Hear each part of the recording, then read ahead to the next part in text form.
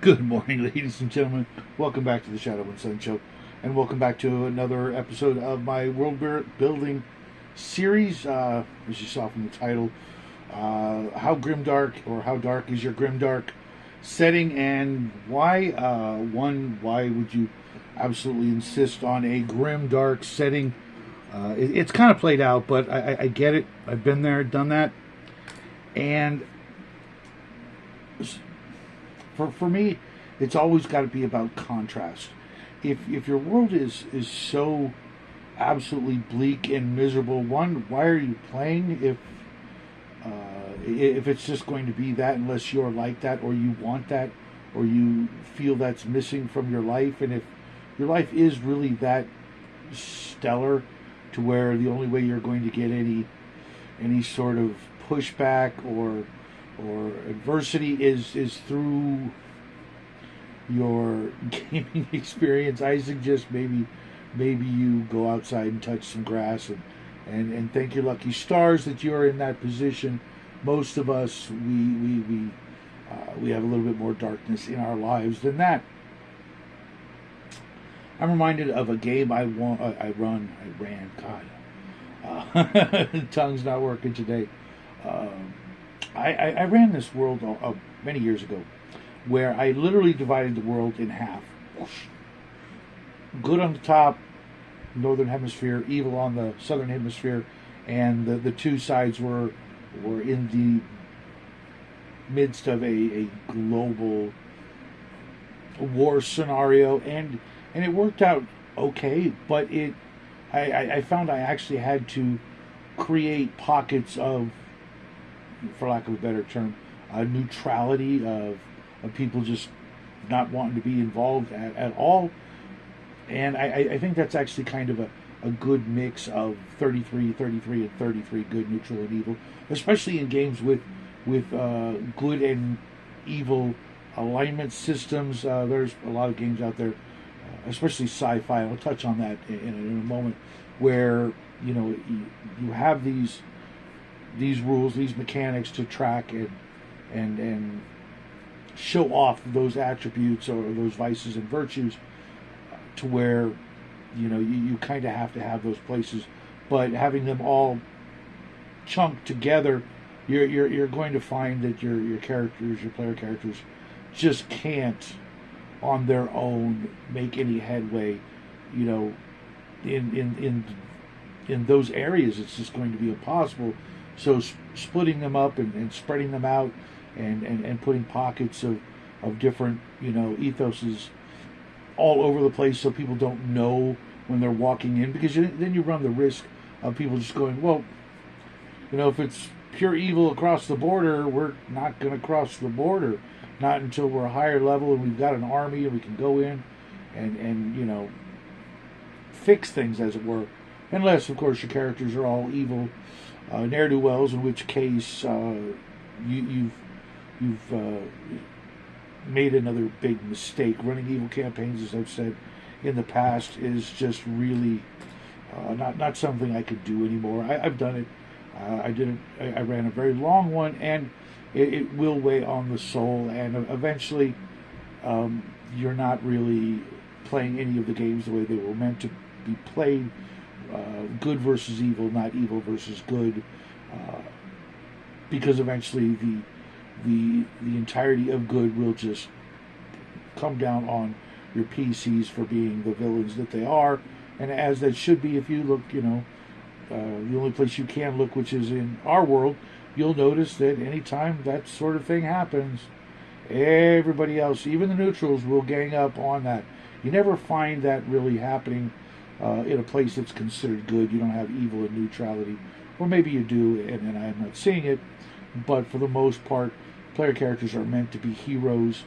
It's the only way you can really run a game and see whether or not the players are succeeding in any meaningful, memorable way. Think about this: if you're a player and you're running this in this evil campaign, can you really talk about the game to normals, normies, people who don't game? Can you really say, hey, last night we were in this great game. We raped and pillaged and murdered.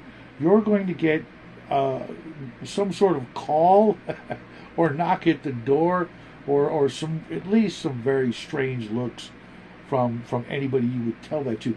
But conversely, if you were to tell your grandma, about your game where you were heroes and you slew the dragon, you rescued the princess, normal folks can understand that and go and get behind that and go, oh, that's interesting. That sounds like a lot of fun. I hope you had a good time. That's my grandkid. Good for you, as opposed to the opposite. And it's got to be like this dark secret that you keep to yourselves, and you can't really brag about it. You can't really, be proud of that. It's like, and in sci-fi games, you can kind of get away with being the a-hole if that's your jam at the moment. If you're like, I want to be the bad guy for a change, if you're the Jane from Firefly, or just the the jerk in the party, unless you're planning on TPKing your buddies, there's really no huge payoff or reward for being either the bad guy or a group of bad guys in space. You're gonna find the entire universe, not just the world, is gonna come rain down on you for being space pirates or what have you, criminals.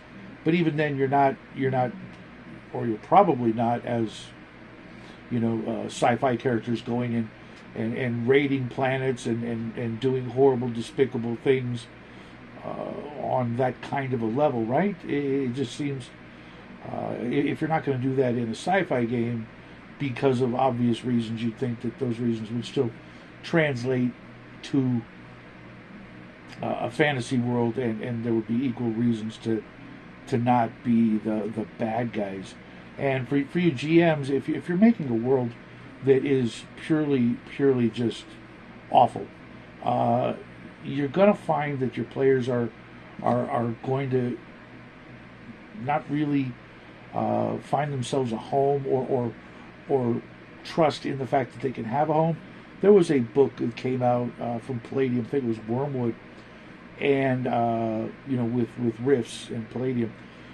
My players, they ended up on Wormwood, and as soon as they got there, they were like, "Yeah, we got to get out of here.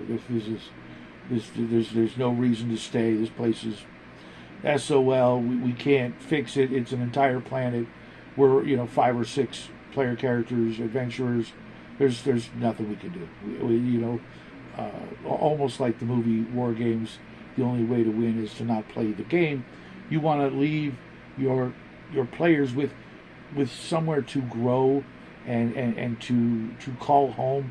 Very much like the review I did this morning on San Cristobal.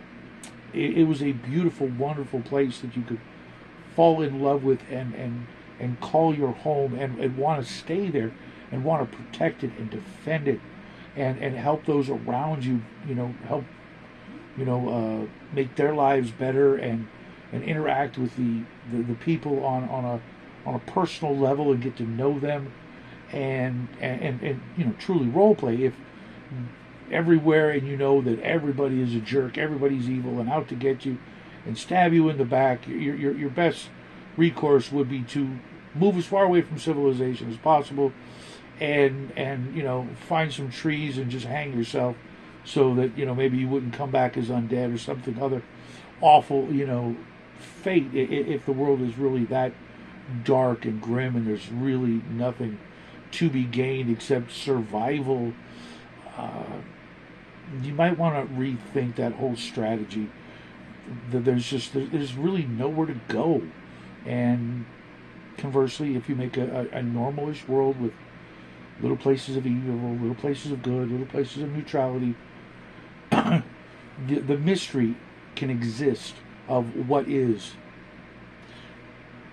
Are we in a good place? Are we in a bad place? Are we in a place where, you know, you got to take each and every situation on a case-by-case basis, and not know. Being able to know that literally everybody in the world is out to get you, and everybody can't be trusted. That's, well, you pretty much might as well just start swinging on everything, because if everything's just biding its time to stab you in the back or screw you over, you know, there's really only so much you can do before you're going to end up in a very bad place, both in the game and here, or at least that's been my experience. Maybe you guys have had different, better experiences. Maybe I'm missing something, but that would be my suggestion. If you're building a world, you know, keep the players guessing and don't give them just, you know, it's everything's bad, everything's evil.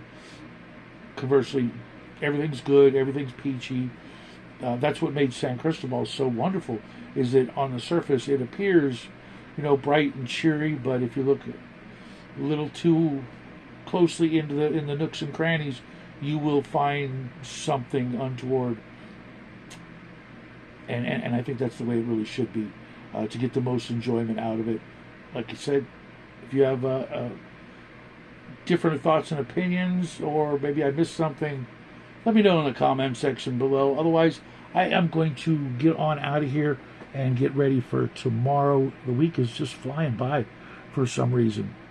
Love you guys. I will see you real soon. Happy trails.